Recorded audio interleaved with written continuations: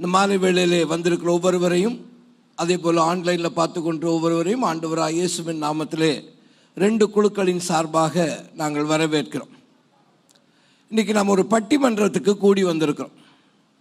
இன்றைக்கு பட்டிமன்றத்துடைய தலைப்பு என்னன்னு கேட்டால், குடும்பத்தில் சமாதானம் பெருகுவதற்கு அதிக பங்களிப்பது ஆண்களா அல்லது பெண்களா? இதுதான் தலைப்பு. தலைப்பு நல்ல தலைப்பாக இருக்கா? பொருந்தி வர்ற தலைப்பாக இருக்கா? ரொம்ப சந்தோஷம். ஆண்கள் என்ற பகுதியில் இந்த காரியத்தை குறித்து பேசுவதற்கு 3 ஆண்கள் வந்திருக்கிறாங்க. முதலாவது முகிலன் ஐயா, அடுத்தது லிடோ ஐயா, அடுத்தது எட்வின் ஐயா வந்திருக்காங்க. அதே போல் பெண்கள் பகுதியில் பேசுவதற்கு 3 பெண் பிள்ளைகள் வந்திருக்கிறாங்க. ரூபா சிஸ்டர் வந்திருக்காங்க, லீதியாள், கவிதா, இவர்கள் 3 பேரும் வந்திருக்கிறாங்க. திரும்பவும் தலைப்பை உங்களுக்கு ஞாபகப்படுத்திடுறேன். குடும்பத்தில் சமாதானம் பெருகுவதற்கு அதிக பங்களிப்பது ஆண்களா பெண்களா? ஒவ்வொருவரும் 4 நிமிடங்கள் பேசுவார். அதுக்கு மேலே போனால் தட்டி உட்கார வச்சிருவேன் நான். சரியா? அது ஆணாக இருந்தாலும் சரி, பெண்ணாக இருந்தாலும் சரி. நான் யாருக்கும் சப்போர்ட் பண்ண முடியாது. ஏன்னா நான் யார்? நடுவர்ன்னு சொல்லி கொண்டு உட்கார வச்சுருக்காங்க. ஆகவே நாம் இந்த டிபேட்டுக்குள்ளே போக போகிறோம். இப்போ முதலாவது ஆண்கள் பகுதியிலேருந்து கூப்பிடுவோம். முதலாவது முகிலன் ஐயா, குடும்பத்துடைய சமாதானம் பெறுவதற்கு ஆண்களுடைய பங்களிப்பு தான் அதிகமாக இருக்கு என்று அந்த தலைப்பில் அவங்க பேச போகிறாங்க.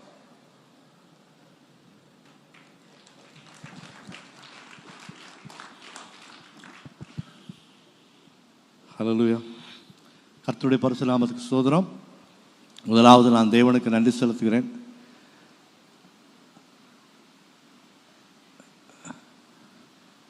நம்முடைய ஆலயத்தை கட்டும்படியாக கர்த்தர் கொடுத்த அந்த தரிசனத்தின்படி ஆலயத்தை மாத்திரமல்ல, ஆத்துமாக்களையும் கட்டி எழுப்புகின்ற கர்த்தருடைய வருகைக்கு நேராய் நம்மை வழிநடத்தி வருகின்ற அருமையான நம்முடைய ஏசிய சபையின் போதகர் கபிரியல் தாமஸ் ராஜா அவர்களுக்கும், ஏசிய சபையினுடைய விசுவாசிகள் சகோதர சகோதரிகள் அனைவருக்கும், என் மணியை சார்ந்து வந்திருக்கிற அருமையான நண்பர்களுக்கும், எதிரி அணியில் இருக்கிற அருமையான சகோதரிகளுக்கும், எனக்கு என்னமோ சாலமன் பாப்பையா அவர்களே இங்கே வந்தது போன்ற ஒரு தோற்றத்தை உடைய, கை தட்ட மாட்டீங்களா? அழகாக கர்த்தருடைய வார்த்தையை பகுத்து போதிக்கிற நடுவராக வந்திருக்கிற விக்ரமன் பிரான்சிஸ் அவர்களுக்கும் உலகணிந்த நன்றியையும் வாழ்த்துக்களையும் தெரிவித்துக் கொள்கிறேன். இந்த சாலமன் பாப்பையாவுக்கு எனக்கு ஒரே ஒரு ஒற்றுமை, அவரும் நானும் ஒரே கலர். அதை தவிர வேறு எந்த ஒற்றுமையும் கிடையாதுங்க. சரி, தோத்திரம். முதலாவது நாங்கள் பெண்களை தான் பேச வச்சோம். ஆனால் அவங்க இல்லை. ஏன்னா எல்லா இடத்துலையுமே பார்த்தீங்கன்னாக்கா லேடிஸ் ஃபஸ்ட்டுன்னு சொல்லுவாங்க இல்லைங்களா, அவங்களுக்கே தெரியும். அதனால் லேடிஸ் ஃபஸ்ட் அப்படி நீங்கள் பேசுங்கன்னு சொன்னோம். இல்லை அவங்க விட்டு கொடுத்துட்டு நீங்கள் பேசுங்க அப்படின்னாங்க. ஏன்னா அப்போ தான் அவங்க எங்களை கவுண்டர் பண்ண முடியும் அப்படின்னு சொல்லிட்டாங்க. சரி, போனால் போது நாங்களும் அவங்கள புரிஞ்சுக்கிட்டு விட்டு கொடுத்துட்டு, முதலாவது ஆண்களே குடும்பத்தில் சமாதானம் நிலவுவதற்கு காரணம் என்று சொல்லி ஆரம்பிக்கும்படியாய் நான் வந்திருக்கிறேன். முதலாவது பார்த்தீங்கன்னாக்கா, குடும்பத்தில் ஒரு சமாதானம் நிலவ வேண்டும் என்று சொன்னால் அதற்கு கணவன் மனைவிக்குள்ளே ஒரு புரிதல் இருக்க வேண்டும், விட்டு கொடுக்கிற தன்மை இருக்க வேண்டும். அப்போது தான் அந்த குடும்பம் சமாதானமாக இருக்க முடியும். நீங்கள் பார்த்தீங்கன்னா மத்தேயு 5:9 நம்ம பார்க்கிறோம், சமாதானம் செய்கிறவர்கள் பாக்கியவான்கள். ஏன்? அவர்கள் தேவனுடைய, ஒரு பாதியை மாத்திரம் சொல்கிறீங்க, ஒரு பாதியை சொல்லாமல் விட்டீங்க. அவர்கள் தேவனுடைய புத்திரர் எனப்படுவார்கள். They are called sons of God. அதனால தான் நாங்களாம் சமாதான புத்திரர்களாக இங்கே வந்திருக்கிறோம். ஸோ சமாதானம் குடும்பத்தில் முக்கியமான காரணம் ஆண்கள் என்று சொல்லி நான் இந்த உரையை ஆரம்பிக்கிறேன். நீங்கள் பழைய ஏற்பாட்டில் பார்த்தீங்கன்னா ஆதாம் ஏவாளுடைய வாழ்க்கையில் அவங்களுடைய குடும்பம் ஜாலியாக போயிட்டு இருந்தது. ஆதாம் தெளிவாக சில காரியங்களை சொன்னார், இதெல்லாம் செய்யக்கூடாது, பண்ணக்கூடாது அப்படின்ட்டு. ஆனால் ஏவாள் எப்படி புரிஞ்சுக்கிட்டாங்கன்னு தெரியல, சொன்னதை விட்டுட்டாங்க. அதனால் அந்த தோட்டத்தில் சமாதானத்தை இழந்து அவங்க ஜோலி முடிஞ்சு சமாதானத்தை விட்டு வெளியே போகக்கூடிய ஒரு சூழ்நிலை அவங்களுக்கு வந்துச்சு, அவ்வளோதான். அதோடு அவங்க கதை முடிஞ்சுது அந்த இடத்துல.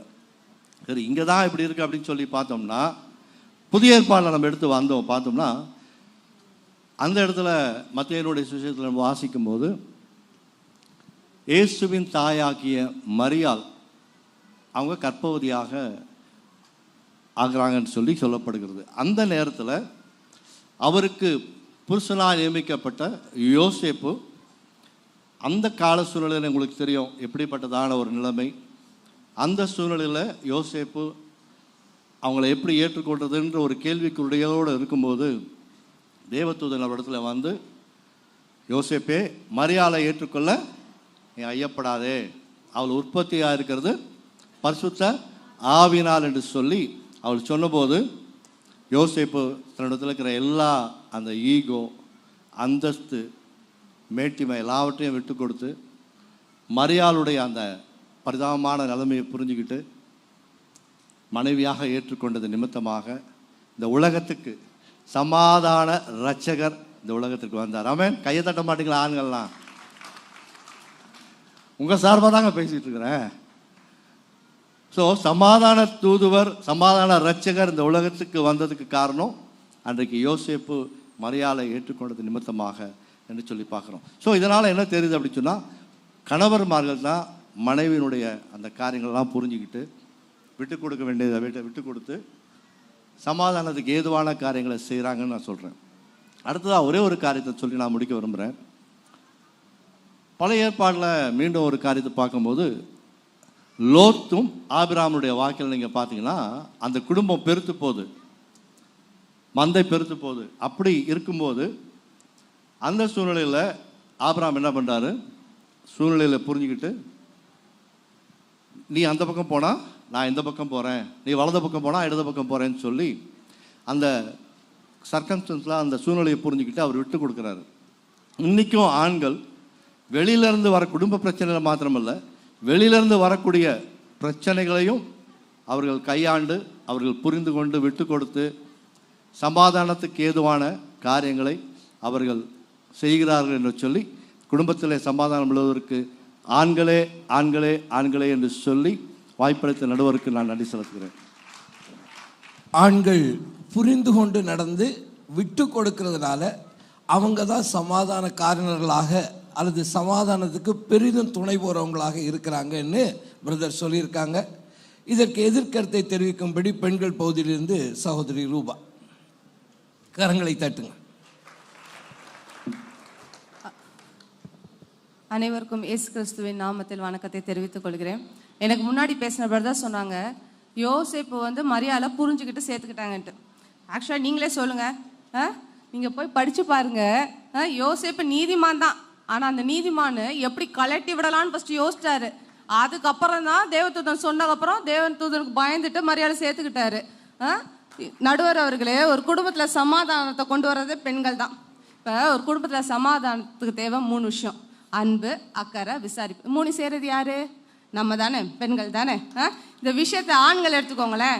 அவங்க எப்படின்னா, மேற்குக்கும் கிழக்குக்கும் எவ்வளோ தூரமோ, பூமிக்கு வானம் எந்த அளவுக்கு உயரமாக இருக்கும் அந்த அளவுக்கு அன்புன்னு நினைக்கிறீங்களா?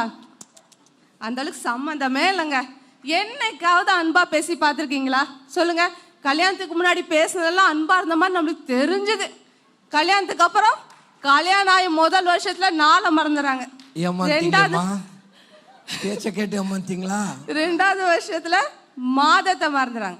3வது வருஷத்துல வருஷத்தையே மறந்துறாங்க. அதுவும் குறிப்பா சில ஆண்கள் இருக்காங்க பாருங்க, கல்யாணம் ஆகி 4வது வருஷத்துல கல்யாணம் ஆனதே மறந்துறாங்க. ஆனா ஆண்டவருக்கு ஆண்களை பத்தி செமையா தெரிஞ்சிருக்குங்க. ஆனால் தான் ஆண்டவர் வேதத்தில் எழுதி வச்சிருக்காங்க, புருஷர்களே உங்கள் மனைவியின் இடத்தில் அன்பு கூறுங்கள் என்று. என்ன கூறுங்கள்? லேடிஸ் பக்கம் தான் சவுண்ட் வருது, ஜென்ட்ஸ் பக்கம் வாயே திறக்க மாட்டேங்கிறீங்க. இப்பமே வாயை திறக்க மாட்டேங்கிறீங்க. ஆண்டவர் கற்பனை வேற கொடுத்துருக்காரு அன்பு கூறுங்கள்ட்டு. செய்யலைன்னா நியாயத்திருப்பு நாள் வருது, பார்த்துக்கோங்க. இப்போ லேயால் எடுத்துக்கோங்களேன். கணவர் நேசிப்பான்னு எத்தனை முறை ஏங்கண்ணா, அங்கே அன்பா பெருக்குச்சு சொல்லுங்க? அங்கே அன்பு பெருக்கலையே, பிள்ளை தாங்க பெருக்கிட்டு போச்சு. பெண்கள் எடுத்துக்கோங்களேன், குடும்பத்துல எல்லா விஷயங்களையும் சகிச்சுக்கிறாங்க, பொறுத்துக்கிறாங்க. அது ஏங்க? அதுதாங்க அன்பு. வேதம் சொல்லுகிறது 1 கொரிந்தியர் 13 அன்பு சகலத்தையும் தாங்கும், சகலத்தையும் சகிக்கும், சகலத்தையும் நம்புன்ட்டு. ஆனா ஆண்கள் சொல்லுவாங்க, இங்க பாருங்க எங்களுக்கும் அன்பு இருக்கு, அது வெளியே தான் காட்ட தெரியல அப்படின்னு சொல்லுவாங்க. அன்புங்கிறது சும்மா வார்த்தையில இல்லை, அது கிரியைகள்ல வெளிப்படணும். ஏசு கிறிஸ்து எடுத்துக்கோங்களேன், அவர் அன்பின் கிரியையை அவர் சிலுவையில காட்டினாரு. ஆனால் இந்த விஷயத்தில் பெண்கள் எடுத்துக்கோங்க, கணவர் ஆஃபீஸ்லேருந்து வரும்போது கொஞ்சம் முகத்தில் சேஞ்சஸ் செஞ்சாலும், என்னங்க இதான் உடம்பு சரியில்லையா, இல்லை ஆஃபீஸில் ஏதாவது டென்ஷனானு அக்கறையாக விசாரிப்பாங்க. அதே நம்மளுக்கு உடம்பு சரியில்லைன்னு வச்சுக்கோங்களேன், நம்மளே விசாரிக்கிறது கிடையாது, நம்மளே தடுப்பாரு ஹாஸ்பிட்டல் போய்ட்டு வரோம், நம்மளை பார்த்து கேட்பாங்க, என்ன அவுட்டிங்க அப்படின்னு நம்மளை பார்த்து கேட்பாங்க. வேதம் சொல்லுகிறது 1 தீமோத்தேயு 5:8 ஒருவன் தன் சொந்த ஜனங்களையும் விசேஷமாய் தன் வீட்டாரையும் விசாரியாமற் போனால் அவன் விசுவாசத்தை மறுதளித்தவனும் அவிசுவாசிலும் கெட்டவனுமாயிருப்பான் என்று. எபேசியர் 5:28 சொல்லப்படுகிறது, தன் மனைவியில் அன்பு கூறுகிறவன் தன்னில் தான் அன்பு கூறுகிறான் என்று. உங்க மனைவி யாருங்க? உங்க சரீரத்தின் பாதி. நீங்க அவங்கள அன்பு கூர்ந்தாலே உங்களை அன்பு கூர்ந்த மாதிரி தான். அதே போல 1 கொரிந்தியர் 13:13 சொல்லப்படுகிறது, விசுவாசம், நம்பிக்கை, அன்பு. இது 3 பெருசு என்னது? அன்பு. ஸோ ஒரு குடும்பத்தை விசாரிப்பதும் சரி, ஒரு குடும்பத்தில் அன்பு காட்டி சமாதானத்துக்குள்ள நடத்துவதும் சரி, அது பெண்கள் தான் என்று கூறி நான் தேவனை மகிமைப்படுத்துகிறேன். நன்றி, வணக்கம். சகோதரி, அன்பும் விசாரிப்பும் அக்கறையும் நாங்கள் கொடுக்கலைன்னா ஏதையா உங்களுக்கு சமாதானம் அப்படின்னு அவங்க கேட்டிருக்காங்க. இதற்கு பதில் சொல்லும்படி ஐயா லிடோ வருகிறாங்க. கரங்களை தட்டுங்க. அனைவருக்கும் இயேசு கிறிஸ்துவின் நாமத்தில் நான் வாழ்த்துதலை தெரிவித்துக் கொள்கிறேன். எனக்கு முன்னாடி வந்தவங்க என்னுடைய மனைவி தான். அவங்க சொன்னாங்க, கல்யாணம் ஆன பிறகு முதல் வருஷத்தில் நாட்கள் மறந்துடுதான், 2வது நாட்களில் வந்து மாதம், 3வது வருஷத்தில் வருஷம்னு. ஒத்துக்கிறோமா? ஆண்களுக்கு வந்து கல்யாண நாட்கள் மறந்து. ஏன்? முதல் வருஷத்தில் 2000 ரூபாய், 2வது வருஷத்தில் 4000 ரூபாய், 3வது வருஷத்தில் 10,000 ரூபாய், இப்படி எக்ஸ்பனன்ஷியலாக போயிட்டு இருந்தா மறக்க தானே செய்யும் நடுவர்களே. குடும்ப காசை பார்க்க வேண்டியிருக்க. அன்புன்னு இருந்தா வீட்டில் பூவாவுக்கு என்ன வழி? குடும்பத்தில் வந்து சமாதானம் வந்து நிலைத்திருக்க வேண்டாம். 2 காரியங்களில் வந்து நம்ம கவனம் செலுத்தணும். ஒன்று வந்து பொறுப்பு, மற்றொன்று வந்து நல்ல தலைமைத்துவம். இது 2லும் பார்த்தீங்கன்னா ஆண்கள் தான் வந்து கவனம் செலுத்தி குடும்பத்தை சமாதானத்துக்குள்ளே நடத்தி செல்வாங்க. குடும்பத்தோட வந்து எதிர்காலத்தை கருதி தற்காலத்திலே பல திட்டங்களை போட்டு தன்னுடைய சேமிப்பு காரியங்கள் எல்லாவற்றையும் கவனம் செலுத்தி அவர்கள் தான் வந்து பார்த்தீங்கன்னா பொறுப்பாக வந்து நடத்தி செல்வாங்க.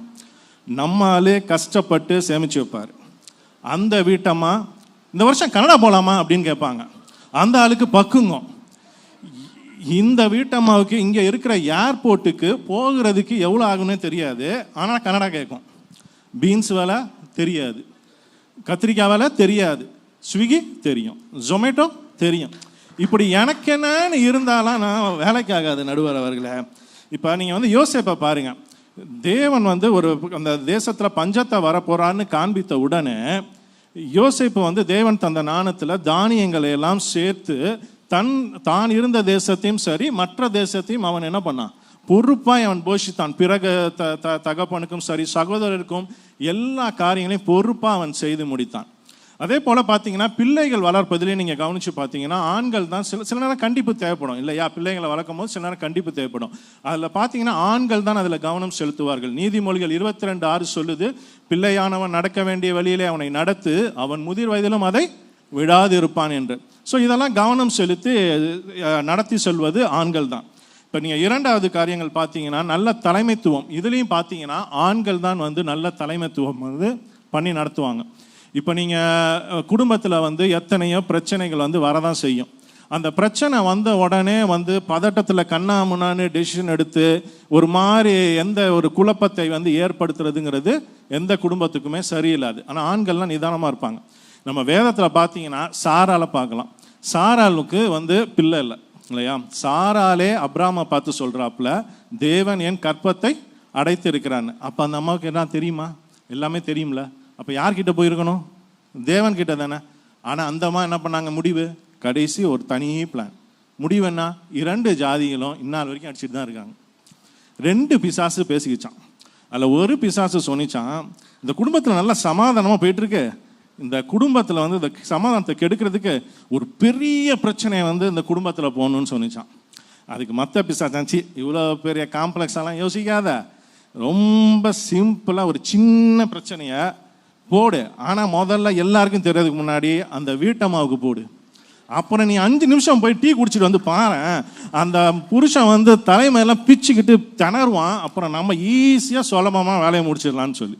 ஸோ இதில் வந்து நம்ம என்ன தெரிஞ்சுக்கணும்னா, குடும்பத்தில் சமாதானத்துக்கு வந்து ஆண்கள் தான் வந்து தலைமைத்துவத்தில் எல்லாத்துலேயும் சிறந்தவர்கள். மோசே யோசுவாவுக்கு இல்லாத பிரச்சனையா? அவர் எப்படி ஆணாக இருந்து எவ்வளோ அழகாக நடத்திட்டு வந்தார். ஸோ அதனால நான் ஒன்றே ஒன்று தான் சொல்லி முடிக்க விரும்புகிறேன். குடும்பத்தில் வந்து சமாதானத்திற்கு இந்த பொறுப்பிலும் சரி நல்ல தலைமைத்துவத்திலும் சிறந்து விளங்குவது ஆண்களே என்று கூறி என் பின் விளைவுகள் எதையும் எதிர்பார்க்காமல் தைரியமாய் பேசுகிற எங்களுக்கு இந்த கூடுகை முடிந்தவுடன் தேவன் சமாதானத்தை அருள்வாராக என்று வேடி விடை பெறுகிறேன். நன்றி, வணக்கம். திரும்பவும் வீட்டுக்கு போகணும்னு பயத்தோடயே தான் அவர் பேசுகிறார். சமாதானம் வேணுமானா அங்கே ஒரு பொறுப்பும் தலைமைத்துவமும் அவசியம் என்று சொல்லி சகோதரர் சொல்லியிருக்கார். இப்பொழுது சகோதரி லீதியாள் அவர்கள் அவருக்கு மறுத்துரைக்கும்படியாக வருகிறார்கள். கரங்களை தட்டி அவங்கள வரவேற்று.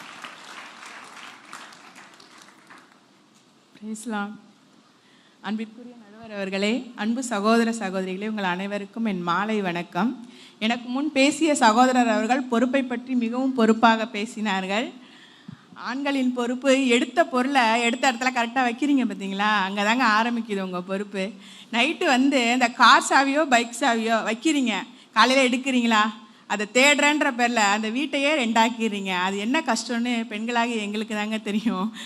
நாங்கள் அப்படி இல்லை. ஒத்த ஹேண்ட்பேக்கை பாருங்கள், ஒத்த ஹேண்ட்பேக்கில் மொத்தத்தையும் வச்சுருப்போம். என்ன வேணாலும் கேளுங்க, எடுத்து கொடுத்துக்கிட்டே இருக்குமா. அது மட்டுமா, இன்னைக்கு வச்ச மீன் குழம்ப நாளைக்கு நீங்கள் ஆசையாக கேட்குறப்ப எவ்வளோ ஆசையாக ஃப்ரிட்ஜில் எடுத்து வச்சு சூடு காட்டி எவ்வளோ பொறுப்பாக உங்களுக்கு சுட சுட நாங்கள் தரோம். வீட்டின் காரியமாக இருக்கட்டும், குழந்தைகள் கணவன்கள் காரியமாக இருக்கட்டும், பொறுப்பாய் பார்த்து கொள்பவர்கள் பெண்கள் தான் நடுவர் அவர்களே. பிரதர் அவர்கள் சொன்னார்கள், சகோதரி அவர்கள் திருமண நாளை மறந்து விடுவதை குறித்து ஏதோ கணக்கு சொன்னார்கள். அந்த கணக்கு தாங்க புரியல. இதே ஆண்கள் தான் திருமணமான புதுசில் கேட்கறது கேட்காத எல்லாத்தையும் வாங்கி தரீங்க. நாங்கள்லாம் கேட்டோமா, நீங்கள் தானே வாங்கி கொடுத்து கெடுத்து வைக்கிறது யார்? நீங்கள் தான். வருடங்கள் ஆன பிறகுதான் இந்த கசப்பு ஆரம்பமாகி விடுது நடுவர் அவர்களே, மன்னிக்கணும், கணக்கு ஆரம்பமாகி விடுகிறது நடுவர் அவர்களே. குடும்பத்தில் உண்மையாக இருப்பவர்கள் யார்? பெண்கள் தான், நாங்கள் தான் நடுவர் அவர்களே. உதாரணமாக நான் மண்ணாலை எடுத்துக்கொள்வோம். மண்ணால் குழந்தை இல்லாமல் இருப்பாங்க. கணவர் வந்து அவருக்கு ஆறுதல் சொல்லுவார், நானே உனக்கு குழந்தை மாதிரின்னு. 1 சாமுவேல் 1:8. அதற்கு அவங்க மனசு வந்து அதில் ஆறுதல் அடையாது. அவங்க வந்து ஆண்டவரிடத்திலே நம்பிக்கையாக இருப்பாங்க. 1 சாமுவேல் 1:1 தேவனிடத்தில் கேட்பார்கள், எனக்கு ஒரு குழந்தை வேண்டும் என்று இல்லைங்க, எனக்கு ஒரு ஆண் குழந்தை வேண்டும் என்று. பார்த்தீர்களா அன்னாளின் நம்பிக்கை? அதே போல தாங்க நாங்கள் பெண்களாகிய நாங்கள் ஒவ்வொரு குடும்பத்திற்காக ஜெபிக்கும் போது இதை தருவார் என்று இல்லைங்க, இதைத்தான் தருவார் என்று நாங்கள் நம்பிக்கையோடு விண்ணப்பம் பண்ணுகிறவராக இருக்கிறோம். காவல்துறைக்கு கூட கணவன்மார்கள் மேலே நம்பிக்கை வருவதில்லை. ஏன் சொல்லுங்க? ஹெல்மெட் போடாமல் போய் பாருங்க, ஓரமாக உட்கார வச்சிடுவாங்க. அதே நீங்கள் எங்களை பின்னாடி கூட்டு போறீங்களே, பிடிக்கிறாங்களா? பிடிக்க மாட்டாங்க. ஏன் தெரியுமா? அவங்க திருமணமாகாத ஆம்பளைங்க கவனிங்க.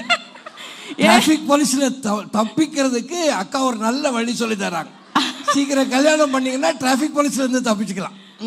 அவங்களுக்கு தெரியும், தலைக்கவசத்தோடு ஒரு பெரிய கவசம் பின்னாடி அமர்ந்திருக்கிறது, இதை விடவா ஒரு பாதுகாப்பு இவனுக்கு தேவைப்பட போறது என்று விட்டு விடுவார்கள். என்ன நடுவர் அவர்கள், உண்மைதானே? அதே மாதிரி வீட்டிற்கு உண்மையாய் இருப்பவர்கள் யார்? ஆண்களை விட பெண்கள் தான் நடுவர் அவர்களே. ஒவ்வொரு குடும்பத்திற்கும் உண்மையாய் இருப்பவர்கள் பெண்கள் தான்.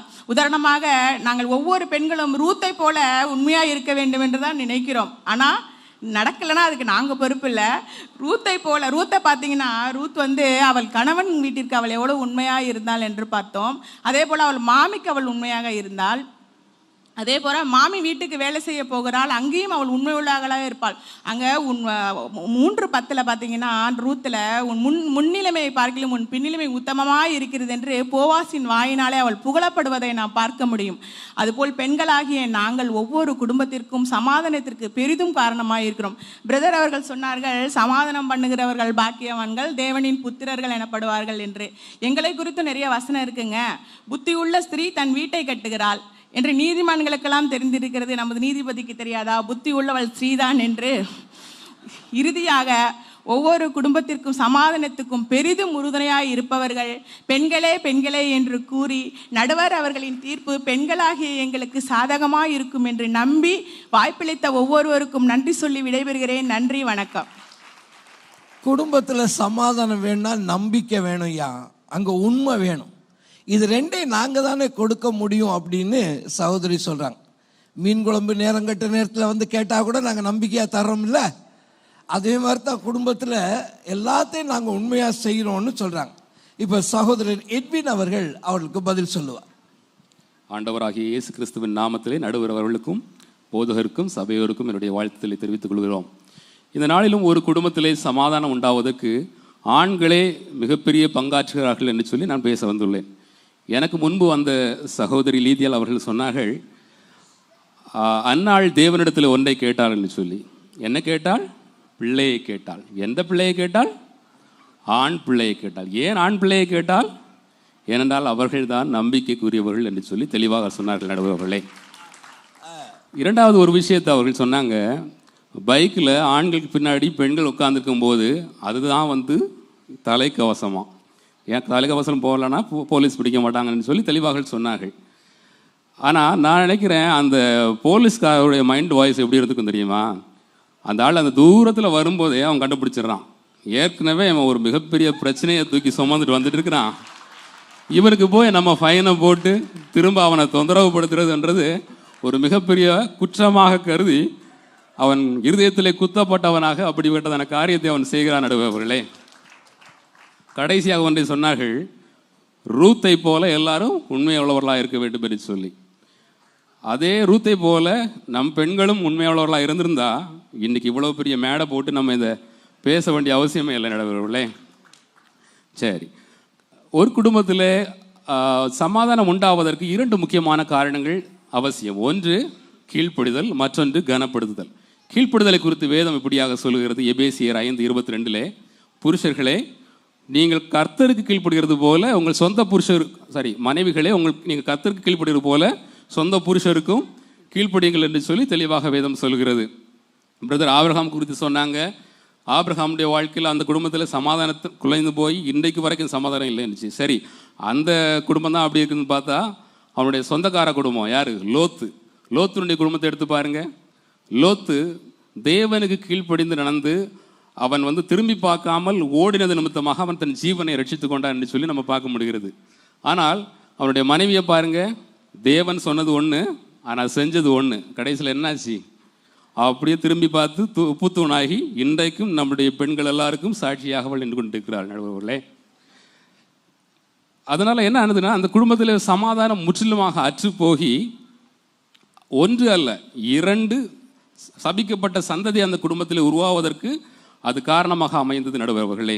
ஆகவே ஒரு குடும்பத்திலே சமாதானம் உண்டாவதற்கு ஆண்களுடைய கீழ்ப்படிதலும், ஒரு குடும்பத்திலே சமாதான குறைச்சல் உண்டாவதற்கு பெண்களுடைய கீழ்ப்படியாமையும் மிக மிக அவசியம் என்று சொல்லி நான் இந்த இடத்துல பதிவு பண்ண விரும்புகிறேன் நடுவர்களே. இரண்டாவது ஒரு முக்கியமான காரியம் கனப்படுத்துதல். வேதம் சொல்கிறது ரோமர் 12:10 கனம் பண்ணுகிறதிலே ஒருவருக்கொருவர் முந்திக் கொள்ளுங்கள் என்று சொல்லி தெளிவாக சொல்கிறது. அந்த காலத்து பெண்கள் எல்லாம் பார்த்தீங்கன்னா தங்கள் புருஷன்மார்களை எப்படி கூப்பிட்டாங்க? ஆண்டவனே, ஓ மை லார்ட் என்று சொல்லி கூப்பிட்டார்கள். இன்னைக்கு எப்படி கூப்பிடுறாங்க? இன்றைக்கு உள்ள பெண்கள் தங்கள் புருஷரை பேர் சொல்லி கூப்பிட்டாலே அது மிகப்பெரிய ஒரு பெருமைக்குரிய அடையாளமாக ஆண்கள் பார்க்கிறார்கள் நடுவர்களே. 1 பேதுரு 3:7 ஒரு வசனம் இருக்கிறது. பேதுரு சொல்கிறார், புருஷர்களே உங்கள் மனைவி பலவீன பாண்டமாக இருக்கிறதுபடினாலே உங்கள் ஜெபத்துக்கு தடை வராதபடிக்கு நீங்கள் வந்து அவங்களுக்கு செய்ய வேண்டிய எல்லா கனத்தையும் செய்யுங்கள் என்று சொல்லி தெளிவாக சொல்கிறார். இந்த வசனத்தின் அடிப்படையிலே பேதுரு அன்றைக்கே தெரிந்து வைத்திருக்கிறார், ஒரு குடும்பத்தில் ஒரு கணவன் மாத்திரம் தன் மனைவிக்கு கொடுக்க வேண்டிய கனத்தில் கொஞ்சம் குறைச்சிட்டான்னு வைங்களேன், அவ்வளோதான், அந்த குடும்பத்தில் சமாதானம் போயிடும், சந்தோஷம் போயிடும், அந்த குடும்பத்தில் ஜபம் போயிடும்ன்றதை அவர் அந்த இடத்துல தெளிவாக பதிவு பண்ணியிருக்கிறார் நடுவர்களே. இன்றைக்கி நம்ம ஒவ்வொரு குடும்பத்திலையும் ஜபங்கள் நடக்குதுன்னா அது அந்த குடும்பத்தில் உள்ள ஆண்களுடைய கனம், ஆண்டவருக்கு செலுத்துகிற கனத்திலே அவர்கள் குறைவில்லாமல் செலுத்துகிறது நிமித்தமாக தான் அந்த குடும்பத்திலே ஜெபம் நடைபெறுகிறது என்று சொல்லி நான் பதிவு பண்ணி விரும்புகிறேன். கடைசியாக யோபுவை குறித்து நம்ம எல்லாருக்கும் தெரியும். யோபுடைய குடும்பத்தில் யோபு தேவனை எல்லா விதத்திலும் அவன் கனப்படுத்துகிறவனாக இருந்தான். அவனுடைய சூழ்நிலைகள் எல்லாம் மாறி இருந்த போதிலும் அவன் தேவனுக்குள்ளே கனத்தை சரியாக கொடுத்தான். ஆனால் அவனுடைய மனைவியை பாருங்க, அவள் தேவனையும் கனப்படுத்தலை, தன் புருஷனையும் கனப்படுத்தலை. அவள் சொல்கிற ஆலோசனை, தேவனை தூஷித்து ஜீவனை விடு என்று சொல்லி அவள் சொல்கிறார். சப்போஸ் இந்த ஆலோசனையை யோபு கேட்டு அவன் அதன்படி செய்திருந்தான்னு வைங்களேன், தேவனை தூஷித்து ஜீவனை அந்த மாதிரி ஏதாவது பண்ணியிருந்தான்னா அவனுடைய சாப்டர் அதோட க்ளோஸ் ஆகிருந்திருக்கும். ஆனால் அவன் அந்த இடத்திலும் தேவனை அவன் கனப்படுத்தின நிமித்தமாக அவன் இழந்து போன எல்லாவற்றையும் அவன் இரட்டத்தனையாக மீட்டு கொண்டான் என்று சொல்லி நம்ம பார்க்குறோம். அதோடு கூட இழந்து போன அந்த சமாதானமும் அந்த குடும்பத்திலே மீண்டும் வந்ததை நாம் எல்லோரும் அறிந்திருக்கிறோம் நடுவர்களே. ஆகவே ஒரு குடும்பத்திலே சமாதானம் உண்டாவதற்கு கனப்படுத்தலும் கீழ்ப்படுதலும் தான் மிக மிக அவசியம் என்றும், அதை காட்டிலும் மிக அவசியம் என்னவென்றால் அதை ஒரு ஆண்களால் மாத்திரம்தான் அந்த குடும்பத்துக்கு கொடுக்க முடியும் என்பதையும் சொல்லி வாய்ப்பு கொடுத்த நடுவர் அவர்களுக்கு நன்றி கூறி என் வணக்கத்தை தெரிவித்துக் கொள்கிறேன். நன்றி. ஐயா சொன்னாங்க, குடும்ப சமாதானமாக இருக்கணும்னா அங்கே கீழ்ப்படிதல் இருக்கணும், அங்கே ஒருத்தர் கனம் பண்ணணும். அது ஆண்பிள்ளைகளாக நாங்கள் நல்லாவே கீழ்ப்படுகிறோம், நல்லாவே கனப்படுத்துகிறோம், அந்த பக்கத்தில் அது இல்லை அப்படிங்கிறாங்க. இப்போ அதற்கு மறுப்பு தெரிவிக்கும்படி சகோதரி கவிதா வர்றாங்க. அவங்க என்ன சொல்கிறாங்கன்னு கேட்போம். கரங்களை தட்டி அவங்கள வரவேற்போம். Praise Lord. கர்த்தருடைய நாம மகிமைப்படுவதாக. ஸ்டார்டிங்கே சொல்லிட்டாங்க 4 நிமிஷம் பேசணும்னு சொல்லி. அவங்களுக்கு 4 நிமிஷம் போதுங்க, 4 பாயிண்ட் இருக்குது. நமக்கு அப்படியா சொல்லுங்கள், பக்கம் பக்கமாக இருக்குது. ஒரு 4 ஃபுல்லாக விட்டால் கூட நம்மளை பேச நிறுத்த மாட்டீங்க. 3 நிமிஷத்துல பெல் அடிச்சிருவோமா? சரி, ஓகே. குடும்பத்தில் சமாதானம் பெறுவதற்கு அதிக பங்களிப்பது ஆண்களா பெண்களா கேட்டிங்கன்னா நான் அடிச்சு கூட சொல்லுவேன், பெண்கள் தான் சொல்லுவேன். நடுவர் யாரை அடிச்சுதான் பிரச்சனை. இந்த பாருமா, எல்லாருமே வீட்டில் அடி வாங்குறவங்க தான் பூரிக்கட்டையால. ஆனால் அதெல்லாம் மேடை போட்டு சொல்லக்கூடாது, அது வீட்டோட இருக்கட்டும். சொல்லுமா. சரி, ஓகே. இப்போ இவங்க எல்லாம் சொன்ன பாயிண்ட் எல்லாமே ஓகே. குடும்பத்தில் சமாதானம் பெறதுக்கு 2 முக்கியமான காரணங்கள் இருக்குது. 1 மகிழ்ச்சி, 2வது சுதந்திரம். இந்த மகிழ்ச்சி அப்படின்னாலே பெண்கள் தான் நடுவர்களே. ஸ்டார்டிங்கே சொன்னாங்க ஆதாம் ஏவாளை பற்றி. சரி, ஆதாம் ஏவாளுக்கு இன்னைக்கு ஒரு முடிவு கட்டிடுவாங்க. நம்ம ஆதாம் ஏவாளை ஆண்டவர் படைச்சாரு. ஃபர்ஸ்ட் யாரங்க படைச்சாரு? ஆதாம தானே படைச்சாரு. என்ன போய் உழைச்சா போய் சாப்பிட போறாங்க அவங்க? பறிச்சா கனி கிடைக்க போகுது, சாப்பிட வேண்டியதானே. எதுக்காக ஆண்டவர் ஏவாளை படைச்சாரு? ஏன்னா படைச்சவருக்கே தெரியுது இந்த ஆண்களால தோட்டத்தையும் பார்த்துக்க முடியாது, நாட்டையும் பார்க்க முடியாது, அந்த வீட்டையும் பார்க்க முடியாது. அப்ப எல்லாத்தையும் பார்த்துக்கிறதுக்கு ஒரு பெண் அங்க தேவை. அதுக்கு தான் ஆண்டவர் படைச்சாரு. வேத வசனம் இப்படியா சொல்லுகிறது. நீதிமொழிகள் 19:14 வீடும் ஆசையும் பிதாக்கள் வைக்கும் சுதந்திரம், புத்தியுள்ள மனைவியோ கர்த்தர் அருளும் மீவு. வீடும் ஆசையும் யாருனாலும் கொடுத்துடலாங்க, ஆனா புத்தியுள்ள மனைவி யாருங்க கொடுக்கறது? ஆண்டவர் தான் கொடுக்கணும். அங்கேயே நாங்கள் ஜெயிச்சிட்டோம் நடுவர்களே, நாங்கள் தான் புத்தி உள்ள மனைவி. அப்போ எங்களை பார்த்தா என்ன வரும்? உங்களுக்குலாம் என்ன வரும்? மகிழ்ச்சி வரணும். இப்போ ஒரு ஃபங்க்ஷனுக்கு போகிறோன்னு வச்சுக்கோங்க. ஆண்கள் என்னைக்காவது ஒன்று போல் ட்ரெஸ் எடுத்து போட்டிருக்காங்களா கலரில்? பெண்கள் தான் மேட்சிங்காக ட்ரெஸ் எடுப்பாங்க, குழந்தைங்களுக்கு எடுப்பாங்க, ஒன்று போல் போடுவோம் அப்படின்னு சொல்லுவாங்க. அதே ஃபங்க்ஷனுக்கு அவங்கள தனியாக அனுப்பி பாருங்களேன், ஏதோ இந்த திருவிழாவில் காணாமல் போனவங்க மாதிரியே திருன்னு முழிப்பாங்க. பொண்ணு வீட்டுக்கு வைக்க வேண்டிய மொய்யை தூக்கி மாப்பிள்ளை வீட்டுக்கு வைப்பாங்க. எந்த கல்யாணத்துக்கு வந்திருக்கோன்னே அவங்களுக்கு தெரியாது. அப்போ யாருங்க சொல்லி கூட்டு போகிறது? வீட்டில இருந்தே நாங்கள் சொல்லி கூட்டு போனோம். இன்னார் கல்யாணத்துக்கு போகிறோம், இவ்வளோ மொய் வைக்கணும், இன்ன கலர் ட்ரெஸ் போடணும் அப்படின்னு சொல்லி நாங்கள் சொல்லி கூட்டு போகிறோம் நடுவர்களே. அப்போ இந்த மகிழ்ச்சி யாரால வருது? பெண்களாகிய எங்களால தான் வருது. அது மட்டுமா, ஒரு ஆஃபீஸ்ல இருந்து இப்போ கோவமாக வராங்கன்னு நினச்சிக்கோங்களேன். சாப்பாடு இப்போ நாங்கள் சாப்பாடு செஞ்சு வைக்கிறோம்னா அந்த சாப்பாடை இப்போ ஒரு டக்குன்னு ஒரு பிரியாணி செஞ்சு வைக்கிறோம். பிரியாணியை பார்த்தோன்னா போதும் அவங்களுக்கு, அவ்வளோதான், அவங்க கஷ்டம்லாம் எங்கே பண்ண. அப்போ அந்த சமையலில் கூட ஒரு மகிழ்ச்சியை கொண்டு வர வித்தையை யார்கிட்ட இருக்குது? பெண்களாகிய நம்ம கிட்ட தான் இருக்குது. வேதவசனம் இப்படியாக சொல்கிறது, உன் மனைவி உன் வீட்டோரங்களில் கனிதரும் திராட்சை கொடியை போல் இருப்பாள், உன் பிள்ளைகள் உன் பந்தியை சுற்றிலும் ஒளிவ மர கன்றுகளை போல் இருப்பார்கள். சங்கீதம் 128:3 சொல்கிறது. அப்போ நாங்களாம் யாரு? திராட்சை ரசம். நீங்கள் கூட தீர்ப்பு எங்களுக்கு சாதகமாக சொன்னால் வீட்டில் திராட்சை ரசம் கிடைக்கும், இல்லை என்றால் வீட்டில் கசப்பான காஃபி தான் கிடைக்கும் நடுவர் அவர்களே. உன் பிள்ளைகள் உன் பந்தியை சுற்றிலும் ஒளிவ மர கன்றுகளை போல் இருப்பா. அப்போ அந்த பிள்ளைங்க யாருங்க? அந்த பிள்ளைங்க அந்த அவ்வளோ பெரிய பொக்கிஷத்தை கொடுக்குற அந்த ஒரு நல்ல ஒரு சிலாக்கியத்தை தேவனாகிய கர்த்தர் யாருக்கு தந்திருக்கார்? பெண்களாக எங்களுக்கு தான் தந்திருக்காரு. அப்போ ஒரு குடும்பமாய் உருவாகிறதுக்கும் குடும்பமாய் இணைஞ்சு இருக்கிறதுக்கும் பெண்கள் தான் தேவை நடுவரவர்களே. சுதந்திரம் அப்படின்னு பார்த்துட்டிங்கன்னா, சுதந்திரம் இவங்க நம்மளுக்கு கொடுக்குறாங்களாம்ப்பா. எங்களுக்கு தெபரோல் காலத்திலேயே எங்களுக்கு கிடைச்சிச்சு சுதந்திரம். இந்த சுதந்திரங்கிற பேரில் இவங்க பண்ணுற அட்டுலியம் இருக்குது. ஒரு வண்டியை வாங்கி கொடுத்துருவாங்க நம்ம கையில். வண்டியை வாங்கி கொடுத்தோன்னா அவ்வளோதான், அன்னையிலேருந்து அவங்க பேச்சுலர். நம்ம யாரும் தெரியாது, குழந்தைங்க யாரும் தெரியாது, வீட்டுக்கு தான் வரணும். சர்ச்சுக்கு பிள்ளைங்களை கூட்டு வந்துட்டு அப்படியே நம்ம இந்த சைடு திரும்பினா பார்த்துங்களா, அப்படியே கத்தருக்குள்ளே ஆராதிப்பாங்க. ஆராதனை நினச்சிங்களா, எங்கே இந்த பக்கம் திரும்பினா பிள்ளைய வீட்டுக்கு கூட்டு போக சொல்லிடுவாங்களோன்னு பயம். முடிஞ்சோன்னு முதல்ல வண்டி எடுத்துகிட்டு கிளம்பிடுவாங்க. அப்போது இந்த சுதந்திரம் யார் கொடுக்குறா? நாங்கள் வீட்டை பார்த்துக்கிறனால தான் நீங்கள் சுதந்திரமாக வெளியே போகிறீங்க. இதெல்லாம் மட்டுமா? ஆஃபீஸ் டூர் அவங்க போகிறாங்க, நம்மளுக்கு போகிறோமா? எங்களுக்கெல்லாம் டூர் என்ன தெரியுமா? எங்கள் மாமியார் வீடும் எங்கள் நாத்தனார் வீடும். இந்த லீவில் கூட எங்களுக்கு எத்தனை பேர் நாத்தனார் வீட்டுக்கும் மாமியார் வீட்டுக்கும் அனுப்பிடுவாங்க தெரியல. ஆனால் அவங்களுக்கு வயநாடு, ஊட்டி, கேரளா, இதுதான் அவங்களுக்கெல்லாம் டூரு. அப்போ இந்த டூருக்கு யாருங்க அனுப்புறா? இந்த சுதந்திரம் யாருங்க கொடுக்குறா? இன்னைக்கு பெண்கள் வீட்டில் இருந்தால் ஆண்கள் சுதந்திரமாக போக முடியுமா? இன்னைக்கு எத்தனை பேர் வேலை பார்க்குறாங்க? நாங்கள் வீட்டையும் சமாளிக்கிறோம், ஒர்க்கிங் உமனாக இருக்கிறோம். நாங்கள் ஒரு சின்ன ஒரு குழந்தை ஸ்கூல் ஃபீஸில் இருந்து நாங்கள் சரிபங்கு எடுக்கிறோம். அப்படி எடுக்கிறனால தான் ஆண்களுக்கு இருக்கிற அந்த மைண்டு பிரச்சனையிலேருந்து அவங்களுக்கு சுதந்திரம் கிடைக்கு. ஒரு குடும்பத்தில் இரண்டாக பிரிக்கிற காரணமே பணம். அந்த பண தேவைக்கு முக்கிய பங்கு வைக்கிறது நாங்கள் தான் நடுவர்களே. வீட்டில் மனசாட்சியே இல்லாமல் 8 மணி தூங்கும்போது மூளையை தான் காதை கழட்டி வைக்கிறாங்கன்னு நினைக்கிறேன். மனசாட்சியை கூட கழட்டி வச்சிடறாங்க நடுவர்களே. 8 மணிக்கு எந்திப்பாங்க. எத்தனை பேர் வீட்டில் தெரியுமா? 8 மணிக்கு எந்திரிச்சு சமையல் செஞ்சு அவ்வளோதான், எந்திரிச்சோன்னே கிளம்பிடுவாங்க. நாங்கள் ஆஃபீஸ் போகணும்னா நாங்கள் தான் வீட்டையும் பார்த்துக்கிறோம், குழந்தைங்களும் பார்த்துக்கிறோம், இப்போ கணவரையும் பார்த்துக்கிறோம், ஆஃபீஸ் ஒர்க்கையும் பார்த்துக்கிறோம். அப்போது குடும்பத்தில் இது எல்லாமே நாங்கள் பொறுத்து அட்ஜஸ்ட் பண்ணி போகிறோம் நடுவர்களே.